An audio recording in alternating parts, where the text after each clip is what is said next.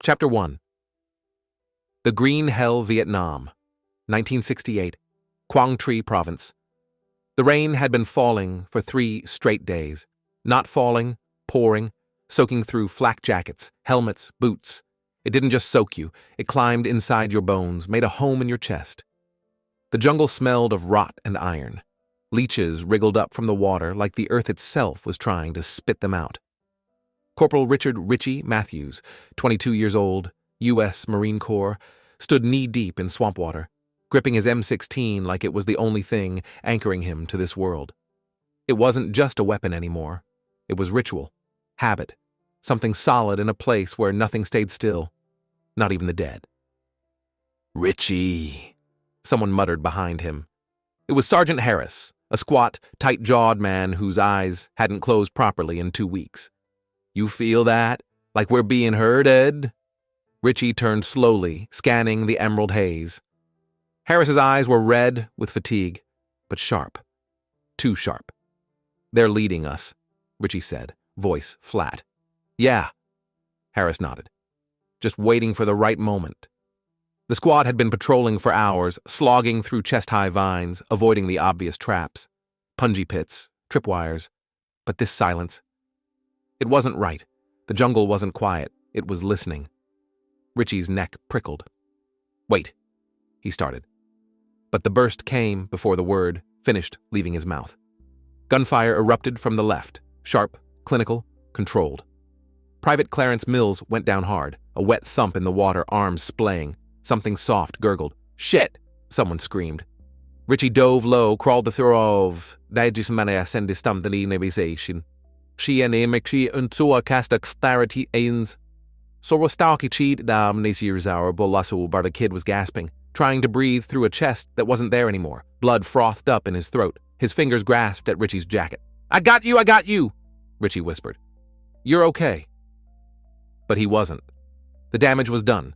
The boy from Iowa who just last night showed Richie a picture of his little sister and said, "She bakes cookies when I get back," was bleeding out in a country that didn't even know his name. "Fuck, don't you die, don't you—" Clarence's eyes went still. Somewhere behind them, Harris was shouting into the radio, calling for medevac. "We're under fire! Repeat, we are under— God damn it! We need air support!" The sky didn't answer. Too cloudy, too wet, too far gone. Richie clenched his jaw, looped his arms under Clarence's body, and hoisted him up. His own back screamed in protest. He didn't care. He carried him anyway. Through bullets and vines, through water thick with blood and rotting roots, Richie carried Clarence back toward the firebase. He didn't look back. He didn't speak. He just moved, 1 foot at a time. He didn't even know why. Chapter 2. After the firebase, Maureen, 2 days later. The firefight had ended, but the war inside Richie hadn't. He sat on an overturned ammo crate, helmet off, fingers black with dried blood. His hand shook when he lit a cigarette. Not from the cold, the heat was still crushing, but from something deeper, colder, something buried beneath the sweat and grime. The medics had taken Clarence's body away without a word. Wrapped it in a poncho, zipped it tight. One of them had patted Richie's shoulder, but the touch felt like static. His ears were still ringing. His skin smelled like gunpowder and copper. He hadn't slept since. A mosquito buzzed near his ear. He didn't flinch. Matthews. The voice belonged to Captain Hal Morgan, lean, clean-shaven, and always 3 paces too distant. The kind of man who'd once been a college quarterback and now read names off casualty lists like they were box scores. "Yes, sir." Morgan didn't sit, just stood there with a clipboard in one hand and a cigarette in the other. "You did good out there," he said without looking up. "Getting Mills back like that was brave."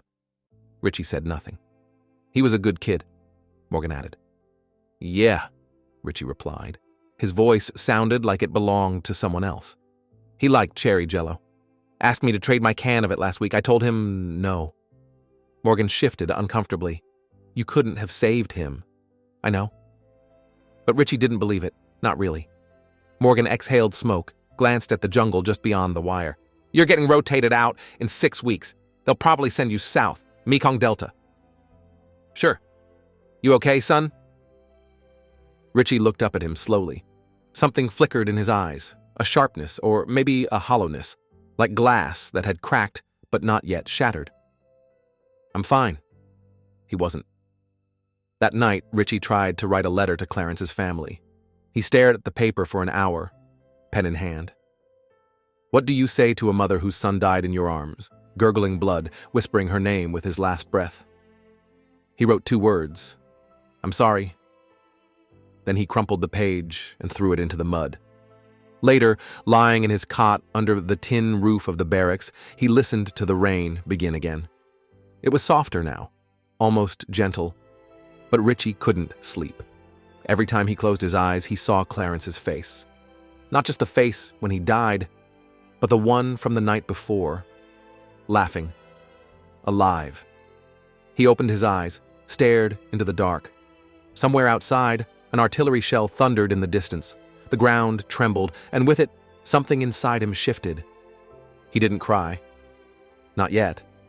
But the tears were coming. The barracks were quiet, unusually so. No laughter, no card games, no bad impressions of Nixon, just the creak of cot springs and the slow dripping of rain from the tin roof. Richie lay flat on his back, staring at the rafters, letting the darkness press down on him. Sleep hovered like a ghost just out of reach. He felt the cot next to him shift. A silhouette sat up, struck a match. The flame briefly illuminated a sharp jaw, dark stubble, and a pair of eyes that looked older than they should have.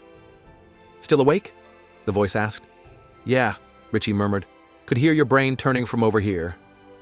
The guy's name was Benji Carver. From Alabama, fast-talking, sharp-witted, could field strip an M60 blindfolded. He'd been in country a month longer than Richie, and it showed, not in his uniform, but in the way he carried silence like a second weapon. "Couldn't sleep either," Benji said. He lit a cigarette and handed it across the gap. Richie took it, inhaled. They sat in the dark for a while, trading smoke and silence. "You saw Mills get hit, didn't you?" Benji asked finally. "Yeah. You get to him?" Richie nodded. "Held him, tried to stop the bleeding." Benji didn't respond right away. Then, softly, "Did he say anything?" "Not really," Richie lied. He couldn't bring himself to tell the truth, that Clarence's final word had been Mom. Benji leaned back on his cot, arms behind his head. "You know," he said, "first guy I saw die was this kid from San Diego. He tripped a mine. Gone in one step. Boom! Just pink mist." Richie said nothing. "I didn't even know his name," Benji went on. "I helped carry what was left in a poncho. I threw up after. Couldn't eat for 2 days. Next week we lost another guy, and then another." He turned his head, looked at Richie. "But Mills? That one hurt." Richie met his eyes. "Why him?" Benji shrugged. "Because he still believed we were here for something good. He believed in mail from home and breakfast on Sundays. He wasn't pretending like the rest of us. He was real." The rain began again in earnest, hitting the roof in bursts like distant machine gun fire. Richie rubbed his eyes. "Sometimes I think," he said, "I'm not going to make it out of here. Not because I'll get shot, just because something already broke, and I don't know how to fix it." Benji took a long drag, exhaled toward the ceiling. "You will, but it ain't about fixing it, man. It's about learning how to carry it." He tossed his cigarette into an old coffee can. The ember hissed out. "We all carry something. You just make sure you don't carry it alone." Richie didn't answer, but that night, for the first time in days, he closed his eyes and slept. Not long, not well, but he slept. Chapter 3. The Point of No Return Near the Laotian Border. July 1968. Operation Thor. The chopper dropped them in fast. No fanfare, no music, just the whipping roar of rotor blades and the sharp stench of fuel. Trees blurred beneath them, green melting into green. Then the bird lurched. The door gunner shouted something Richie couldn't hear, and the squad hit the ground hard. "Move! Go! Go! Go!" They were 10 Marines against a jungle that didn't care. The heat came at them like steam off an open wound. Every branch dripped sweat. The undergrowth wrapped around their legs like hands, trying to pull them under. Benji took point. "Trail looks clear," he whispered, "but don't trust it." They were on recon, no support. Just eyes, guns, and nerves fraying with every step. Intelligence said there was a VC cache out here. Weapons, radios, maybe a command post. But intelligence had said a lot of things lately. Richie kept his rifle low, safety off. He watched Benji's boots, listened to the beat of his own pulse in his ears. Hours passed. Thank you for helping keep these stories alive. A like and subscribe helps us share more voices like these. Then they found the clearing. It was small, hidden by tall grass and a curved line of bamboo. At first glance, it looked empty. Then Richie saw the shape. Tarps stretched between trees, metal boxes tucked under camouflage netting. Bingo, Benji whispered. Richie scanned the perimeter. His eyes caught movement. A flicker. Just enough. Left, 11 o'clock. Benji nodded, gave a signal. The squad fanned out. Then everything broke. Gunfire erupted from the tree line, not wild, but disciplined. AK-47s. Rounds snapped overhead, bit into bark. One Marine went down, screaming. Another scrambled for cover, dragging a bleeding leg. Richie dove behind a log, heart slamming. The jungle was alive again. Smoke, screams, metal. But something in him had changed since Clarence. This time, he wasn't frozen. He saw Benji fire 3 shots, then sprint toward the wounded Marine, Rodriguez maybe, and pull him behind a tree. His helmet flew off. Blood streaked his sleeve. Still, he moved, and Richie moved too. He laid down cover fire, teeth clenched, eyes burning. Then he saw it, a VC fighter crawling through the grass, maybe 15 yards off, dragging an RPG. Benji! Benji turned. Too late. The RPG fired, not at him, but at the tree. It exploded in a flash of dirt and splinters. Richie watched Benji disappear in a cloud of smoke and flame. No! He ran, didn't think, didn't breathe, just ran through the firestorm, found Benji, half buried, blood on his face, not moving. He dropped to his knees. Come on, Benj, come on. Benji blinked. You ugly bastard, he rasped. Richie almost laughed. Almost. Instead, he hauled him over his shoulder, muscles screaming. The firefight was still raging. But Richie didn't care. He carried Benji the same way he'd carried Clarence. Only this time, there was no way he'd let it end the same. The smoke thickened around him. Richie could barely see past the edge of his own outstretched rifle, but he knew the path. Or maybe he just felt it. Somewhere in the back of his mind, something animal had taken over. Instinct, wrapped in panic, sharpened by grief. He ran with Benji over his shoulder, slipping through vines, ducking under fire. Bullets cracked past his ears. One hit the tree just ahead of him. Bark exploded against his cheek. He didn't stop. His boots found a dry patch of ground behind a fallen trunk, wide enough for 2 men. He dropped down hard, rolling Benji gently onto his side. Benji groaned. Stay with me, damn it, Richie hissed, wiping the blood from his friend's temple. Don't you check out on me. Benji coughed, tried to smile. I ain't Clarence. No, Richie said, voice low, tight. And you're not gonna be. Benji's face twitched. Leg? Richie pulled up the pant leg. Shrapnel. Deep. Bleeding like hell. He yanked a bandage from his pack, pressed it down. Benji screamed, bit down on his own arm. Sorry, Richie muttered, but I'm not letting you die here. Behind them, someone shouted over the radio. Delta team pinned, I repeat. We're pinned at grid 2-4. We need extraction. The world narrowed into pulses of chaos. Explosions bloomed behind the tree line. Another Marine, Jackson maybe, shouted something Richie couldn't hear, then disappeared into the haze. Time folded, 10 minutes passed, or 1, or 20. Then came the beat, low and rhythmic, growing louder by the second. Wop, wop, wop, chopper! Richie shot up, flared his orange smoke. His hand trembled, but the signal flared bright. Benji stirred. They coming? Richie nodded. Yeah. The jungle kept screaming, but the sound of the chopper cut through it. Within seconds, the bird descended. Guns blazing, blades chopping the sky apart. 2 medics dropped down with litters. One grabbed Benji's legs. We got him! The medic shouted. You next? Richie looked at him, chest heaving. No, he said. I'm staying. We've still got 3 out there. The medic hesitated, then nodded, hoisted Benji into the chopper. Benji looked back, eyes glassy. You better come back, he croaked. I will. Richie watched the chopper rise, disappear into the smoke. Then turned, rifle ready. and walked back toward the gunfire. Chapter 4: Ghosts That Don't Leave. Da Nang Airfield Hospital. 2 weeks later. The room smelled like antiseptic and plastic flowers. Somewhere down the hall, someone was moaning softly, a broken sound, half prayer, half apology. Richie sat in a hard chair next to Benji's bed, elbows on his knees, eyes fixed on a crack in the tile floor. Benji was awake, barely. His leg was wrapped in gauze and metal, half his face bruised yellow and green.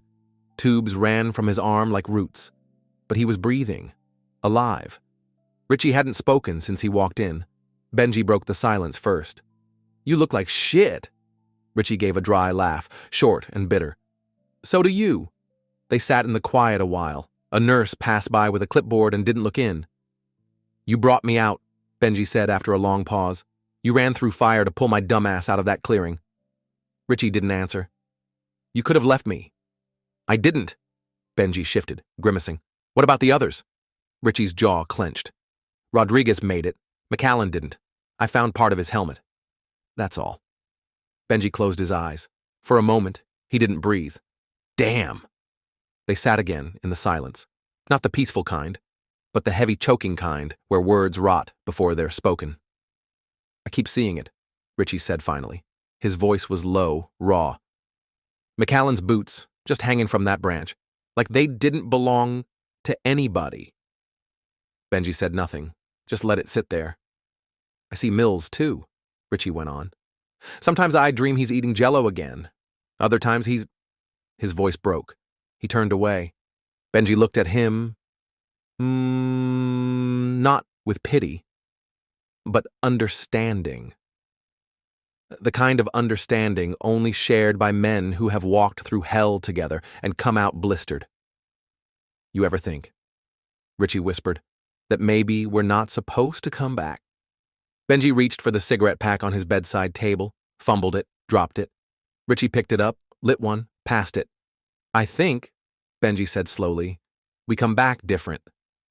We're not who we were. But maybe that's the point. Maybe we carry the dead so they don't disappear." He exhaled smoke toward the ceiling. "But yeah, sometimes I wonder. Sometimes I think we left the best parts of us in the dirt." Richie looked out the hospital window. The sky was gray, not stormy, just empty. "I'm scared to go home," he said. "I know," Benji replied. "Me too." They sat again in the quiet.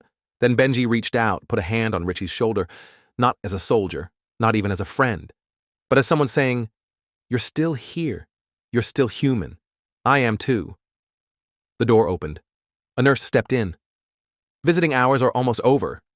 Richie stood, walked to the doorway, but didn't leave. He turned back, looked at Benji one last time. "You keep breathing. I'll keep moving." Benji gave a weak nod. "Deal." And Richie stepped into the hall, back into the world, carrying ghosts on his back like medals no one could see. Outside the hospital, the heat hit differently. It wasn't jungle heat, not the wet, choking heat of ambushes and napalm, but dry, vacant, civilian heat. Still, Richie flinched. The streets of Da Nang looked normal, which somehow made everything worse. Vietnamese kids ran barefoot along the curb, chasing a punctured soccer ball. A woman pedaled by with a basket of lychees balanced on her bike, humming something soft and sweet. A dog barked. A market vendor shouted in Vietnamese. How can they live like this? Richie wondered. How can anything feel normal when everything inside me is still burning? He walked aimlessly, boots scraping over uneven sidewalk. He kept a cigarette burning between his fingers, just to have something to do with his hands. Each time he exhaled smoke, he imagined it was the war leaving him. But it never was. It always came back. He ended up by the wire. The perimeter fence buzzed with quiet electricity. Beyond it, jungle. That old green mouth, still open, still hungry.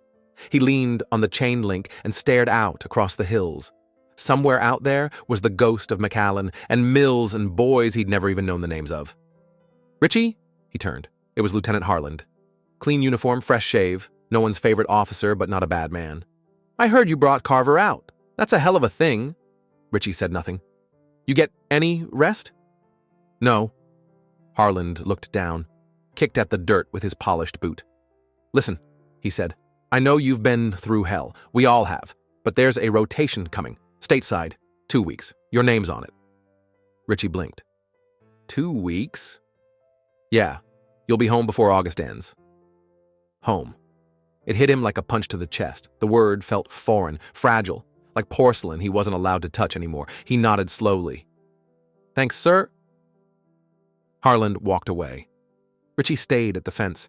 He looked out again at the jungle, now glowing with late afternoon sun.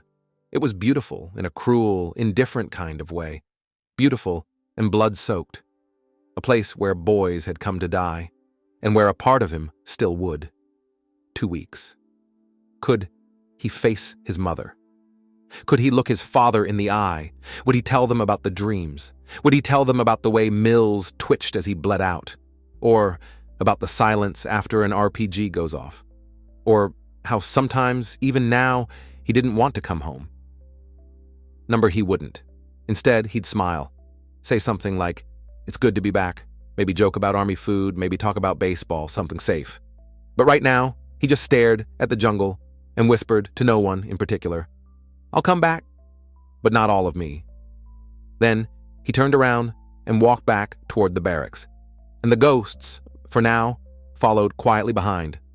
That night, Richie lay on the hard cot in the barracks, staring at the ceiling fan's slow, lazy spin.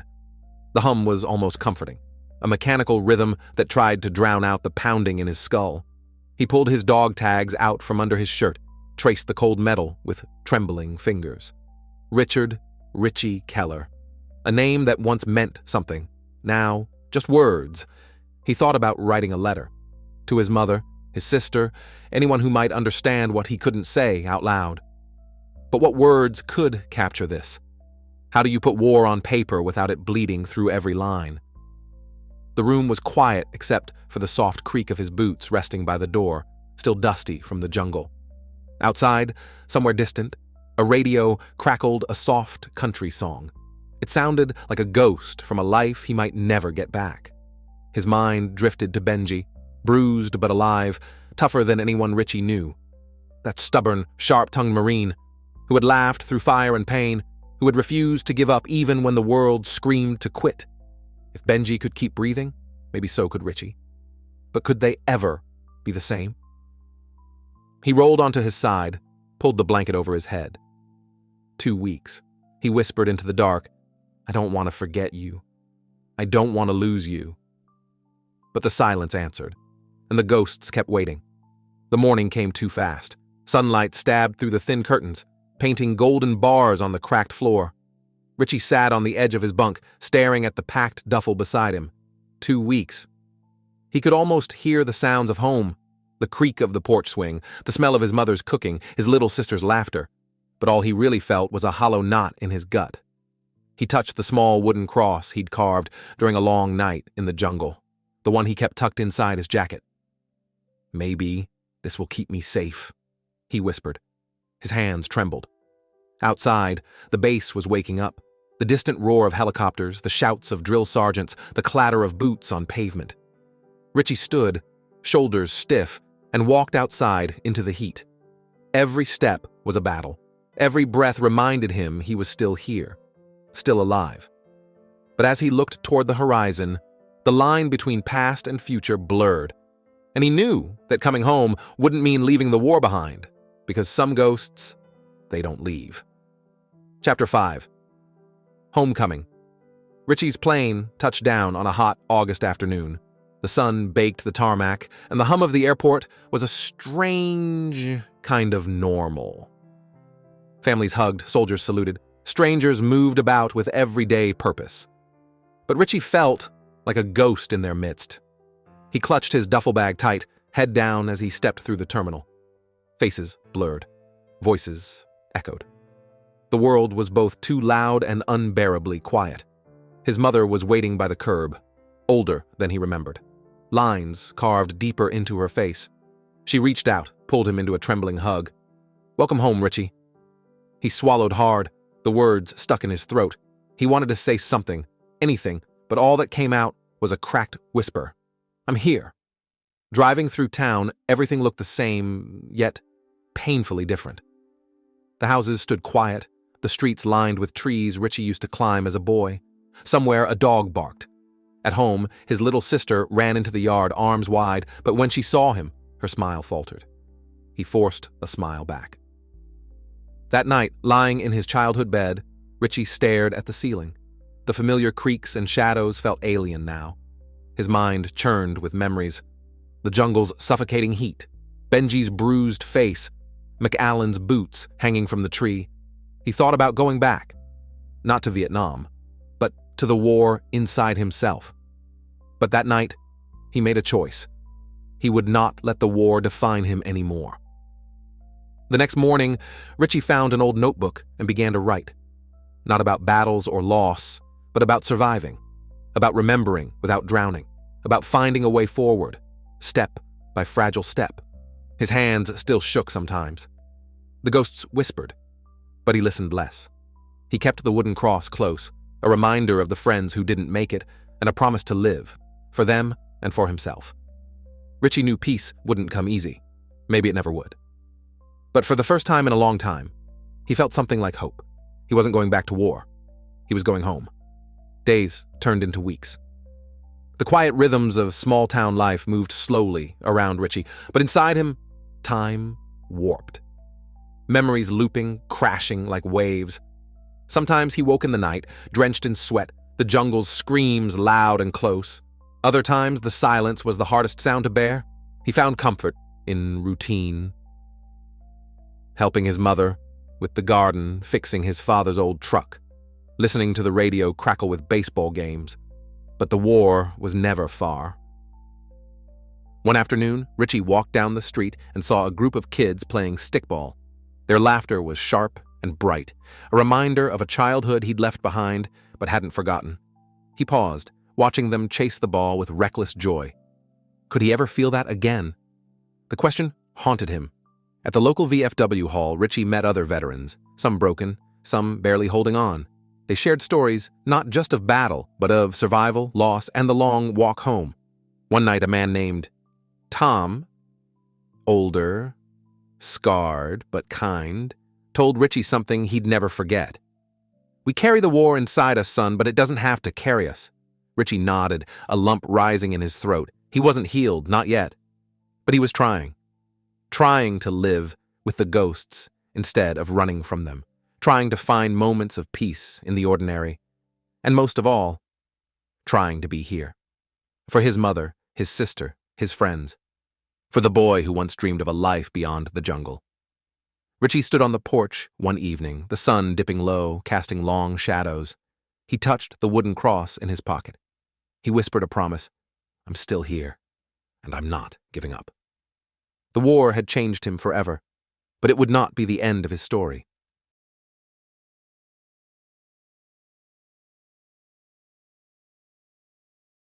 Thank you for helping keep these stories alive. A like and subscribe helps us share more voices like these.